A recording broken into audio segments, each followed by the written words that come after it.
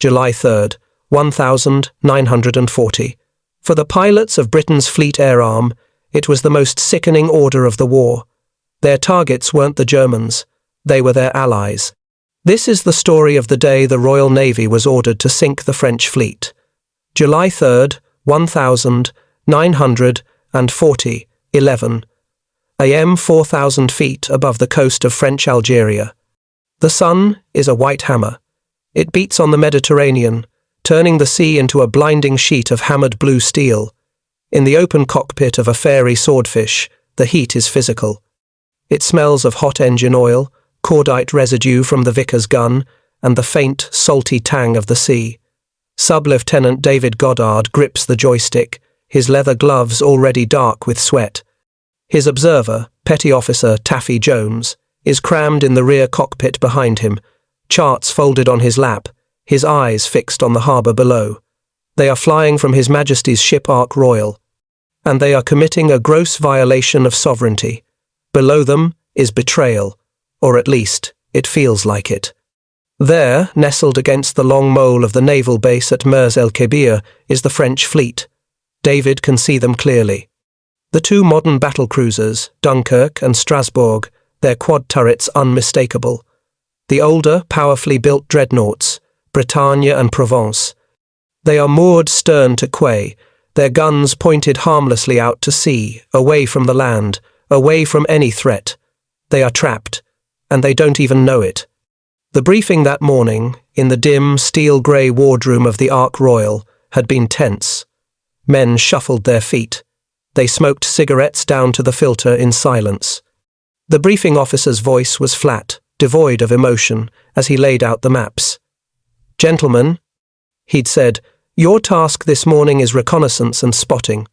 A pilot from 820 Squadron had raised his hand. "Spotting, sir? For what?" "Those are French." The room had gone utterly silent. The officer had looked at him. "You will maintain a patrol perimeter, observe any movements from the French ships, and report irregularities. That is all." But it wasn't all. Everyone knew it. Just over the horizon, steaming in a lazy, menacing circle, was Force H, the most powerful Royal Navy squadron in the Mediterranean. Commanded by Vice Admiral Sir James Somerville, flying his flag from the battlecruiser HMS Hood. With him were the battleships Valiant and Resolution, and the carrier Ark Royal herself, a hive of aircraft and anxious men.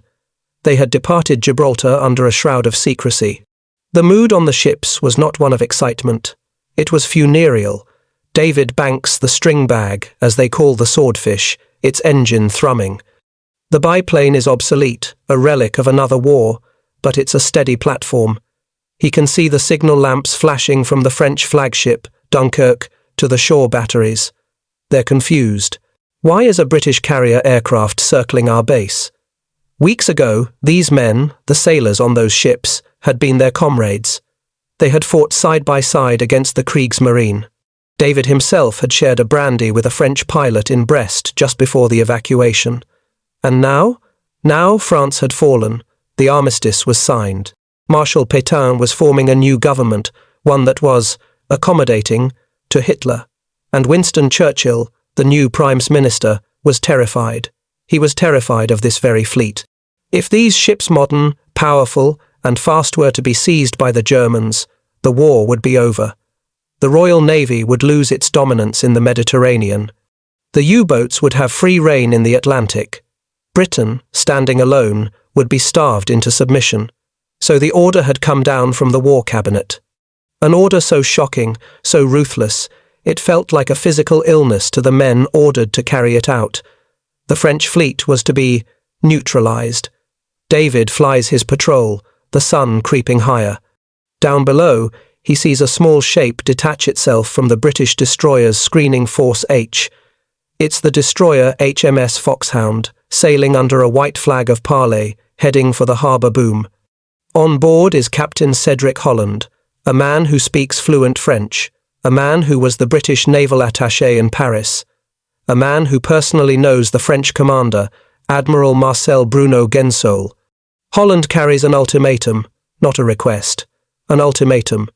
In his cockpit, David Goddard feels a pit in his stomach. He's a pilot. He's trained to fight Germans, to sink Bismarck or Scharnhorst. But the ships below are painted in the familiar two-tone grey of an ally. The tricolour flag hangs limp from their masts in the windless air. He looks at his watch. 11:45 a.m. The Foxhound is being refused entry. She's stopping. The day is getting hotter. The tension is becoming a physical weight, pressing down on the sea, on the ships, on the men in the air. David keys his radio. Observer to Ark. No movement in the harbour. Repeat, no movement. Foxhound is holding station. It appears the parley is not being received. The voice that cracks back in his ear is tight. Received. 8 able. Maintain your patrol. Keep us informed. David nods to himself, his throat dry. The sky is empty, save for his small flight of biplanes. But over the horizon, the 15-inch guns of the Hood are being polished. The shell hoists are being tested. And Admiral Somerville is pacing his bridge, reportedly muttering to himself. This is a dreadful, dreadful business. The pilots in the air, the gunners in their turrets, the captains on their bridges, they are all gripped by the same sickening realization. They are here to make war on their friends. On the bridge of the destroyer Foxhound, Captain Cedric Holland stands in the brutal, unfiltered sun. He's been refused permission to board the Dunkirk. Admiral Gensol has sent a junior officer, Lieutenant Bernard Dufay, out to the harbour boom in a motor launch to meet him. It's a deliberate, calculated insult. Holland, a man known for his calm diplomacy, feels a flush of anger, quickly suppressed by a wave of desperation. He hands the leather-bound folder to Dufay. Lieutenant, Holland says, his French precise, you must understand. This is not a request. This is a matter of absolute urgency. I must speak to the Admiral directly. Dufay, his face a mask of stiff protocol, shakes his head. The Admiral is occupied. He will receive your documents. Holland can see the flagship just a few hundred yards away. He can see the sailors on her decks, lounging in the heat, watching this bizarre standoff. They have no idea what is in the folder he just handed over. Inside that folder is one of the most brutal ultimatums in naval history. It gives Admiral Gensol 4 choices. First, sail with the British and continue the fight against the Nazis. Second, sail his ships to a British port with reduced crews, where they would be interned. Third, sail his ships to a port in the French West Indies, like Martinique, or even to the United States, where they would be demilitarized. And then, the fourth and final option, scuttle your ships. Holland had argued against this wording. He knew the French psyche. The word sabordez scuttle was a stain on a captain's honour. But the final paragraph, dictated from London, is what makes Holland's stomach clench. It reads, if you refuse these fair offers, I must, with profound regret, require you to sink your ships within 6 hours. Failing that, I have the orders of His Majesty's government to use whatever force may be necessary to prevent your ships from falling into German or Italian hands. Aboard the Dunkirk, Admiral Gensol finally reads the terms. And he is enraged. Gensol is a man of the old school. He is a patriot. But his patriotism is now aimed at the new government of Marshal Pétain. He sees the British ultimatum not as a military necessity, but as a profound act of violent distrust. He has already given his word to his own superiors that he will never, under any circumstances, allow his ships to be taken. He believes this is enough. To be given a 6-hour deadline, by his recent allies, is an outrage. He's also trapped by his own command structure. His orders from the French Admiralty are clear: resist any foreign attempt to seize his ships. He clutches the document. He refuses to see Holland. Instead, he sends a signal.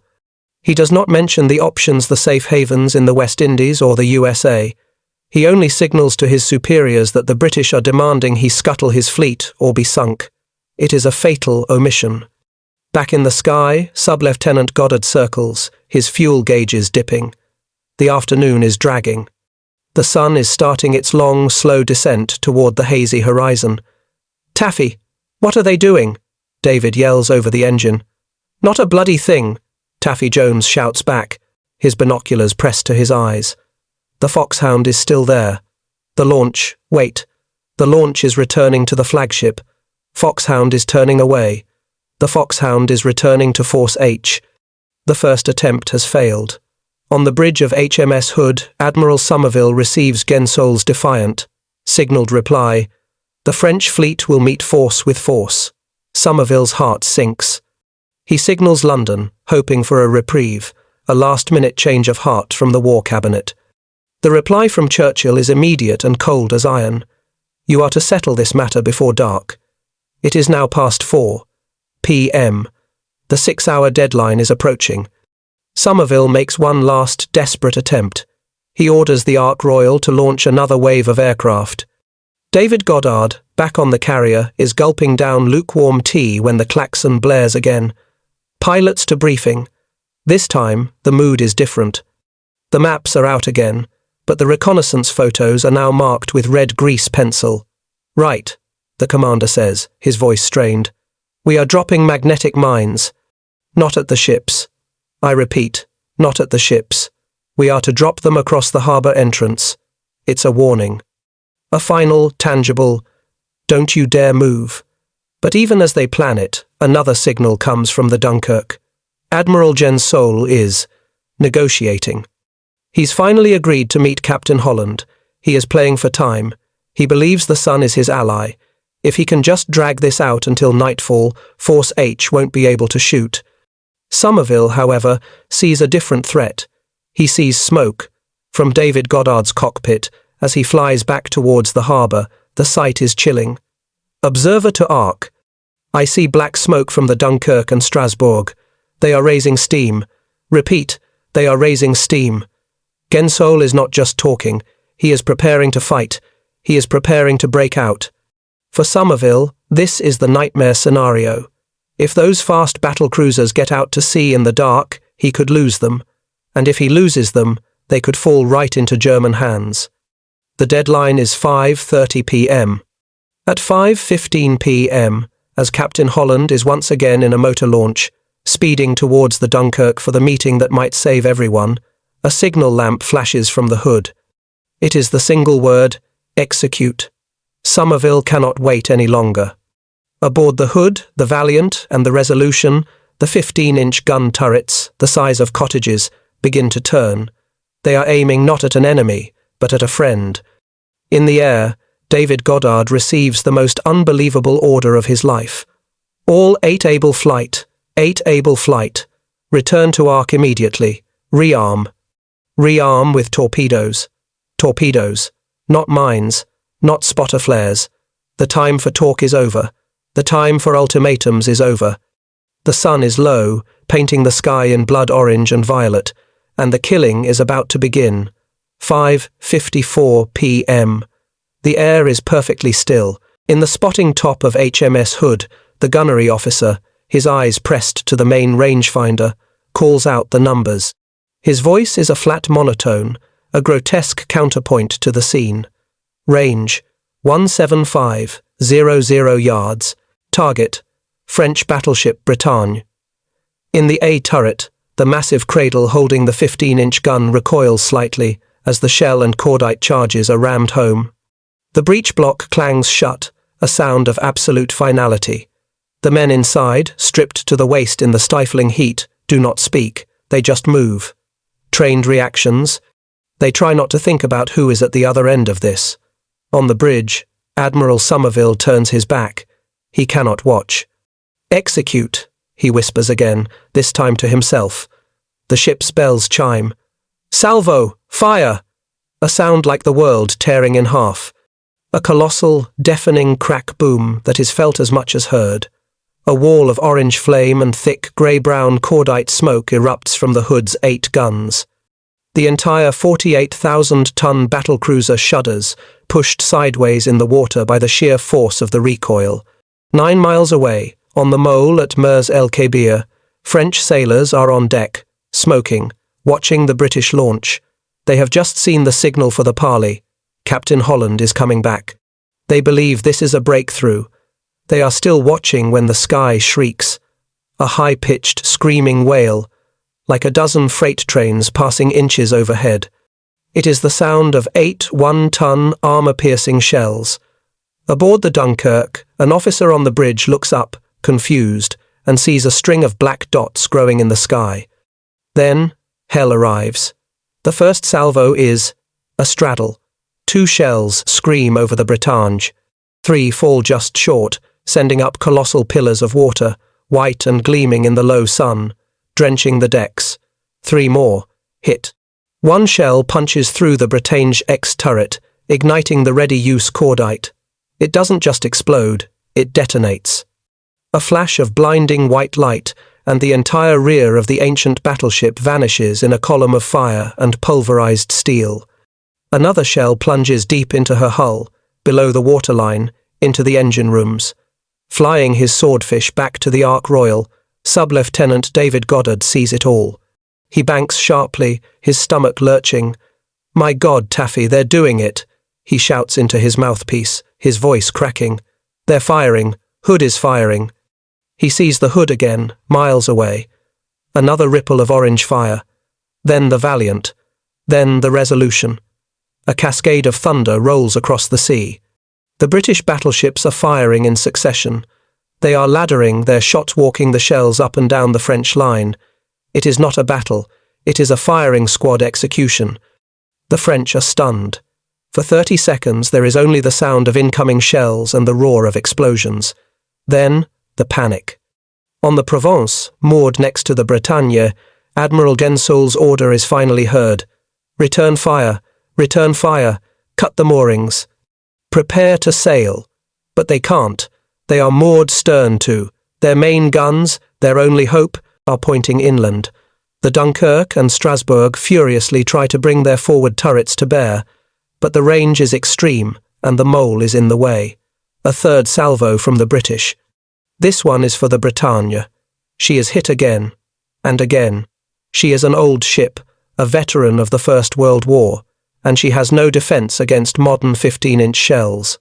Within 3 minutes, she is a floating volcano. Fires rage from bow to stern. A catastrophic secondary explosion rips her apart. The sea is black with oil and red with other things. She begins to capsize, slowly at first, then with agonizing speed. Men, many of them on fire, are leaping from the red-hot decks into the burning, oil-choked water. Her tricolour flag is the last thing to touch the sea. At 6:01 p.m., less than 10 minutes after the first shot, the Britannia's gone. She takes 977 of her crew with her. David Goddard lands his swordfish on the Ark Royal's deck. The landing is hard, a controlled crash. The deck is vibrating from the nearby gunfire of Hood and Valiant. The air stinks of cordite. He barely has time to unbuckle before a deckhand is yelling at him. "Out, sir! Out! They're bombing up!" He stumbles from his cockpit, his legs weak. He sees his fellow pilots from 810 Squadron, their faces pale, watching the smoke on the horizon.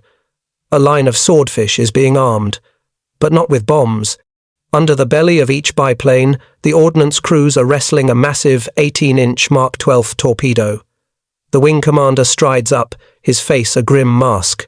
"Goddard, you're up," he barks. The battleships have done their work, but the Dunkirk is moving, and the Strasbourg is still a threat. Goddard looks at the black pillar of smoke rising from the harbour. He can hear, even from this distance, the continuous, pounding thump of the British guns. "Sir," Goddard says, his voice hoarse. The Britannia's gone." The commander cuts him off, his voice void of all emotion. "Your target is the Dunkirk. She is attempting to get underway. You will put a fish in her. You will stop her. Do you understand?" Goddard looks at the torpedo. He looks at his observer, Taffy Jones, who is climbing back into the rear cockpit, his face ashen. "This is madness. They are sending in obsolete 80-knot biplanes against a fully aroused, modern naval base." "Yes, sir," David says, his throat tasting of bile. He swings himself back into the cockpit. The engine is already turning. The job isn't finished. The battleships had started it. Now, the Fleet Air Arm had to go in and finish it. 6:05 p.m. The deck of the Ark Royal is a scene of organised chaos. The roar of the carrier's own engines is drowned out by the thumping subsonic bass of the Hood's broadsides, still firing 9 miles away. Sub-Lieutenant David Goddard's hand is shaking as he pushes the throttle forward. The Fairy Swordfish, now burdened with a 1,600-pound torpedo, feels sluggish, heavy with malice. He glances at his Squadron Mate 6 aircraft in total. From 810 and 820 squadrons as they taxi into position. Their target is no longer a stationary line of ships. It's a volcano. Green flag. Green flag. Goddard's plane is hurled off the deck. He fights the controls, the biplane wobbling in the shell-shocked air, and forms up on his commander. They fly low, dropping to just 50 feet above the waves, a dark, fast-moving smudge against the orange-streaked sky. This is the run, and it is a suicide mission. The harbour at Mers-el-Kebir is gone. In its place is a vision from Dante, a vast, rolling cloud of black oil smoke and grey cordite gas, lit from within by the pulsing red-orange of massive fires. The British battleships are still firing, their shells arcing overhead, but now the French are firing back. Every shore battery, every anti-aircraft gun on the ships that can still fight, has opened up. "My God," Taffy Jones whispers over the intercom, his voice a strained croak. It's the entire coast." The air explodes. Puffs of black flak, angry and sharp, blossom around the slow-moving biplanes. Red and green tracers, looking lazy from a distance, now whip past the cockpit with a vicious snap. Targets of opportunity. The squadron leader's voice crackles, breaking up. The Dunkirk is beached. Repeat, Dunkirk is KSHT. Hit the Provence, or Strasbourg. Get the Strasbourg. It's a meat grinder. The French destroyer Mogador is hit by a 15-inch shell on her stern, igniting her depth charges in an earth-shattering explosion that rips her in two. The battleship Provence, on fire from stem to stern, has settled in the shallow water, her guns pointing at crazy angles. But the Strasbourg is moving. Admiral Gensol's flagship, the Dunkirk, is crippled, hit by 4 massive shells, her power dead, aground and burning. But her sister ship, under a heroic captain, is making a break for it. Screened by 5 destroyers, her funnels belching black smoke, the Strasbourg is racing through the chaos, weaving past the wrecks, heading for the harbour mouth. She is the priority. She is the nightmare scenario, a modern 29-knot battlecruiser, loose in the Mediterranean. "Goddard, on me. We're going for the big one." The squadron leader banks hard. Goddard follows, his knuckles white. They are diving into the thickest part of the smoke. They drop to 30 feet. The water is churning, white with shell splashes and flak. "Lining up." Goddard screams, more to himself than to Taffy. He sees her, a long grey shadow, moving impossibly fast, spitting fire from every secondary gun. The Strasbourg. To launch a torpedo, the Swordfish has to fly straight, low, and slow. 80 knots. It's like asking a man to walk, very slowly, across a machine gun range. Goddard's plane shudders as shrapnel tears through the canvas on his wing. Thwack, thwack, thwack. Hold it, hold it. Taffy Jones is firing his single Vickers gun, a pop gun against the inferno. Now! Goddard thumbs the button. He feels the heavy clunk as the torpedo drops, a moment of weightlessness. Fish away. He doesn't wait to see. He brakes. He hauls the Swordfish into a climbing, screaming turn, the engine protesting. He pulls up, right over the mole, and for a second, he sees the entire harbour laid out below him. He sees the Bretagne, capsized, her red keel a tombstone. He sees the Provence, burning. He sees the Dunkirk, smashed and silent against the quay. He sees hundreds of men in the water, some swimming, some floating. And he sees the Strasbourg, still moving, still fighting, as she clears the harbour boom and races for the open sea, trailed by her destroyers. A flight of skuas, the Royal Navy's dive bombers, are peeling off to attack her. But she's too fast. Her AA fire is too thick. Goddard's squadron reforms, raggedly, in the darkening sky. They are missing one plane, 810, squadron is also short. 2 swordfish, 6 men, have been swatted from the sky, victims of friendly fire, in the most literal sense. Goddard flies back to the Ark Royal in silence. The guns have stopped. The sudden, profound quiet is almost as shocking as the noise. He lands. The deck crew catches his plane. He cuts the engine, and the only sound is the wind and the blood pounding in his ears. He sits, unable to move. A deckhand has to pull him out. "Did we get her, sir?" the young man asks, his eyes wide. "God. I don't know." He stumbles towards the island.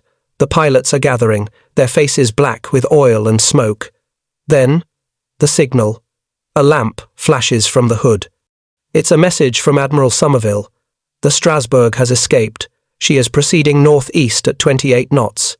A groan goes up from the men. The Hood herself, the fastest ship in the British squadron, is now in pursuit, but the Strasbourg has a head start. David Goddard leans against a bulkhead, his legs giving out. He smells the smoke on his own flight suit. He thinks of the men in the water. They had fired on their allies. They had slaughtered them at their moorings. And the main target, the one that mattered, had just sailed past them and escaped into the dusk. The nightmare wasn't over. It was just getting started. The flight deck of the Ark Royal is a quiet, windswept place, save for the thrum of the carrier's engines as she steams hard, pushing east. It is 8:30 p.m. The sun is gone, leaving a bruised purple stain on the western horizon. Sub-Lieutenant David Goddard stands with the other pilots of 810 Squadron. They are clustered near the island, drinking mugs of thick black tea, their hands still trembling. They are all stained with smoke, sweat, and oil. No one speaks, they just listen. They listen to the Hood's 15-inch guns, now just a faint, distant whump-whump on the horizon. They listen to the radio signals crackling in the briefing room, and they listen to the grim accounting. The butcher's bill, the Bretagne, sunk with nearly 1,000 men, the Provence, beached, burning, hundreds dead or wounded. The Mogador, a shattered wreck, the Dunkirk, crippled, burning, aground, and the Strasbourg was gone. A signalman hands a flimsy to the wing commander, who reads it, his face like granite in the green glow of a hooded lamp. "Gentlemen," he says, his voice flat. "That was the Hood. Admiral Somerville is in pursuit, but the Strasbourg is too fast. She's making 28 knots. The Hood can't keep up. The battleships are too slow." A bitter silence greets this. All that death, for nothing. Therefore, the commander continues, his voice hardening. "We are going to finish it." The men look up. The Strasbourg is approximately 90 miles northeast. She thinks she's safe because it's dark. She's wrong. We are launching a night strike. A murmur runs through the pilots. A night strike? In a biplane? From a moving carrier? It's not just dangerous. It's suicidal. A night carrier landing is a barely practiced art. A night torpedo attack is theoretical madness. We have 6 swordfish, the commander says, looking at Goddard and his depleted flight. We have 6 torpedoes. We are the only asset in Force H that can catch her. Your job is not to sink her. Your job is to stop her. Put a fish in her stern. Cripple her screws. Wound her, so the Hood can catch her at dawn and finish her. He looks directly at David Goddard. There are no lights. There will be no moon for another 2 hours. You will be navigating by flare and dead reckoning.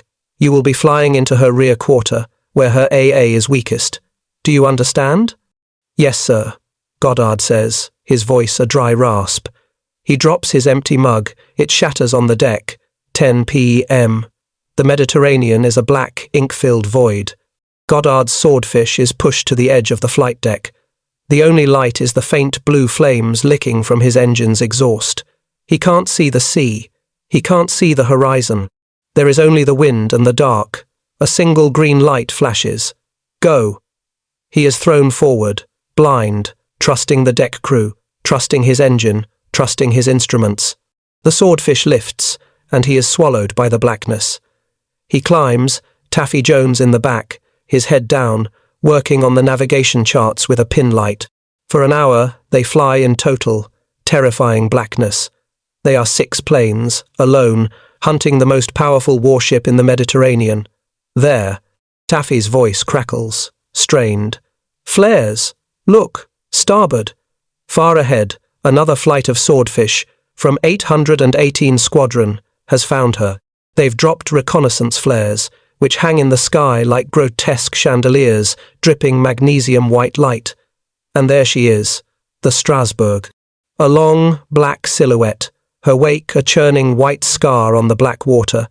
She is still moving at full speed, a cornered, wounded animal. As the flares light them up, her defences erupt. The sky is instantly, violently filled with red, white, and green tracers. A wall of flak. Going in, Goddard says. His voice is calm. He is past fear. He is just a machine now, part of the wood, canvas, and metal. He pushes the nose down, aiming for the water. 50 feet. 40 feet. The tracers are whipping over his head. He's so low, the Strasbourg's main guns can't depress to hit him. But every pom-pom, every machine gun, is aimed at his small plane. He is flying into the streams of fire. Range, 1,000 yards. Hold, Taffy calls out, his voice tight. The ship is huge. A mountain of steel. 800 yards. Hold. The air smells of cordite. Drop. Goddard hits the release. The 1,600-pound torpedo falls free. He hauls the swordfish into a turn so violent it threatens to tear the wings off. He doesn't look back. He plunges back into the blessed, absolute darkness. One by one, the other 5 planes make their runs and disappear. They rendezvous 20 miles away, a pack of lost, shaken survivors. Did we hit? Did anyone see a hit? The squadron leader's voice asks, weak and full of static. I saw a splash. No flash. Another pilot reports. Goddard? 8 able? Splash only, Goddard says. No detonation. They fly home. The hardest part is still to come. Finding the Ark Royal in the dark, a tiny, moving speck of black on black, with their fuel running low. By a miracle, they all do. Goddard's wheels catch the wire, and he is thrown against his straps. The engine dies. He sits in the cockpit, in the dark, for a full minute, just breathing. At 11:30 p.m., the verdict comes. A signal from a shadowing cruiser. All torpedoes missed. The Strasbourg is unhit. She has outrun the guns, outflown the torpedoes. She is pulling away. On the bridge of the Hood, Admiral Somerville makes the decision. His ship is low on fuel. His engines are overheating. The prey has escaped. He gives the order. Turn back. Force H, battered, exhausted, and morally shattered, turns for Gibraltar. They have killed 1,300 of their allies. They have destroyed a naval harbour, and the one ship that mattered most got away. July 6th, 1940, 4:15 a.m. The wardroom, HMS Ark Royal. It is 3 days later. Force H is back, prowling the same patch of dark water off the Algerian coast. The brief, shame-faced return to Gibraltar had been just long enough to refuel, rearm, and read the newspapers. In London, the press was calling it a tragic but necessary victory. In Vichy France, the government of Marshal Pétain was calling it a dastardly, cowardly murder. In the wardroom of the Ark Royal, the men who had done the killing just called it a bloody mess. Sub-Lieutenant David Goddard stares into his tea. He hasn't slept in what feels like a week. Every time he closes his eyes, he sees the tracers. He sees the Bretagne roll over. He smells the oil and the fire. The pilots of 810 and 820 squadrons are assembled. The mood is not tense, like the first time.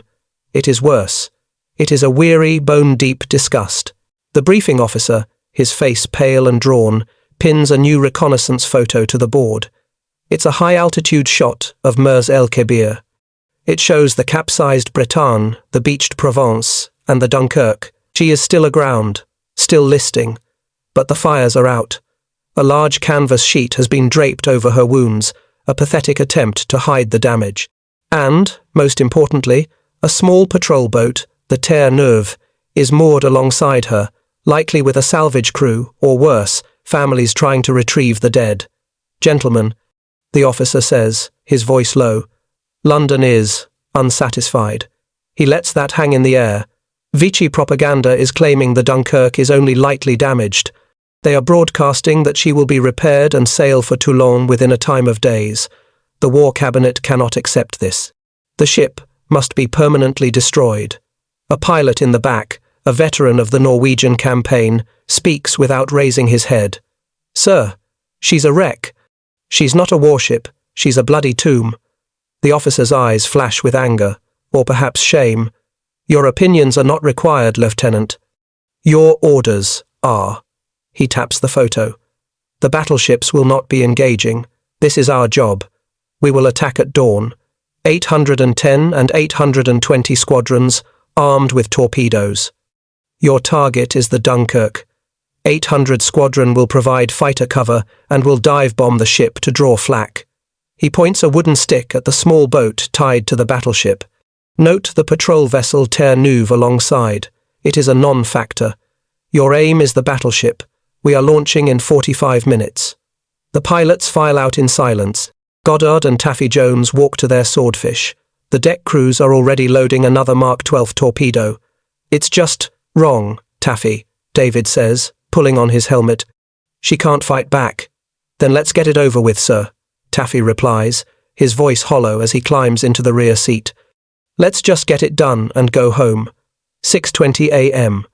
The sun is a red slit on the horizon as the first wave of skuas and swordfish lifts off the Ark Royal. They fly into the dawn. This time, there is no confusion, no last-minute parley.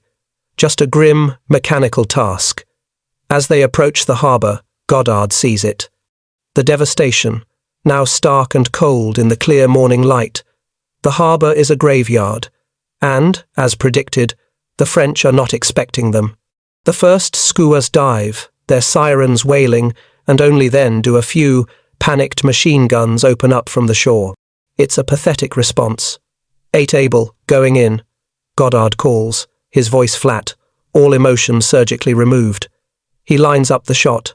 The Dunkirk is a huge, stationary target. A dead whale. He can see the holes from the 15-inch shells. He can see the canvas sheet, which is now on fire from the skuas' bombs. He drops to 50 feet. He doesn't even need Taffy to call the range. He can't miss. Fish away. He pulls up, hard, not watching. The rest of his flight follows, a neat, professional ripple of torpedoes, all racing toward the crippled ship. He is 2 miles away, banking back toward the Ark Royal, when Taff he screams, "Dear God, look!" Goddard looks back. One of the torpedoes, perhaps his, perhaps another Chaz, not hit the Dunkirk. It has hit the small patrol boat, the Terre-Neuve. The Terre-Neuve is carrying a full magazine of its own 440-pound depth charges. It does not explode. It detonates. A flash of light so white it blinds him. A millisecond later, a sound that is not a sound, but a physical punch of compressed air. A colossal, mushrooming cloud of water, steel, and fire erupts from the Dunkirk's side. The blast is apocalyptic. It is a volcano, a tsunami, and an earthquake all at once. The Terre-Neuve simply vanishes. She is atomized. The shockwave of her own depth charges, amplified by the confined water, rips a 40-foot-wide gash in the Dunkirk's armoured hull, exactly where the British torpedoes could never have penetrated. The battleship is lifted from the mud, slammed back down. Her captain, who had remained on board, is killed instantly, along with another 150 men. A nearby tugboat is capsized and sinks in seconds. Goddard's swordfish is hit by the shockwave. The biplane is thrown onto its side, dropping 500 feet before he can wrestle it back under control. He stares, dumbfounded, at the new, massive column of black smoke rising from the harbour. The Dunkirk is no longer just crippled. She is broken. Her back is shattered. Her hull is breached beyond any hope of repair. This time, the job was well and truly finished. He flies back to the Ark Royal. As he lands, he sees the signal flag on the carrier's mast. It is a single, simple message, relayed from the Admiralty in London. Job done. He pulls his helmet off. The flight deck is silent. The pilots, as they land, avoid each other's eyes. There is no relief, no victory. David Goddard walks to the edge of the carrier and is violently sick over the side. The war against Germany had just begun, but the war against his new, hated, enemy French was, for now, over.